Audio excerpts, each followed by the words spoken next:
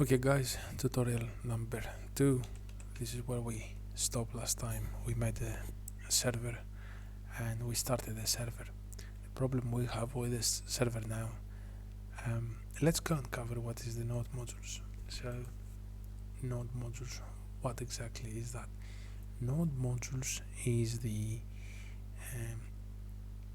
application, or if you prefer, the dependencies we have for this project. So on the packagization we list the dependencies we use. This is not the dependencies themselves. It's like when you go shopping, to the supermarket. You have a list of the stuff you want to buy, and this is the dependencies. At the moment we have one dependency, the express. The node modules is the dependency itself. It's all the dependencies, is all the programs you require for your server to run. That's why if I go, this is the file of this is the folder of the server. If you see the packagization and server, it's kilobytes. If you go on the node modules, you can see it's 2.82 megabytes, which means it's fairly big, which means it's gonna grow bigger and bigger the more dependencies you install. Dependencies, as we said, is the software you're using to build your application.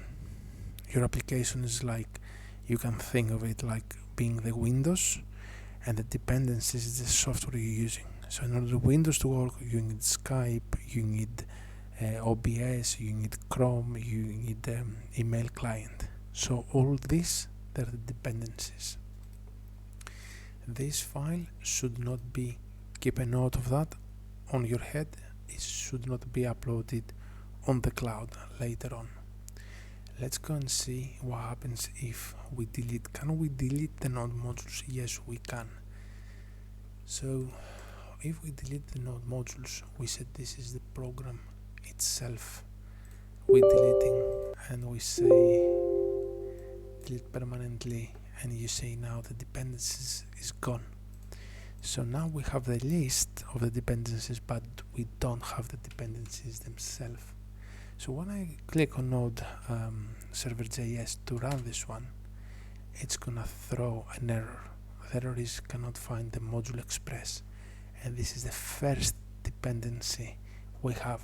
If we had another 10 down here, it would still throw the same error. So it can't find the module express. And why is that? Because yes, we do have the list of the dependencies we will be using, but we don't have the dependency itself we need in order to run our server, and we use it here. So this require express is empty, is void, doesn't exist because we delete the node modules.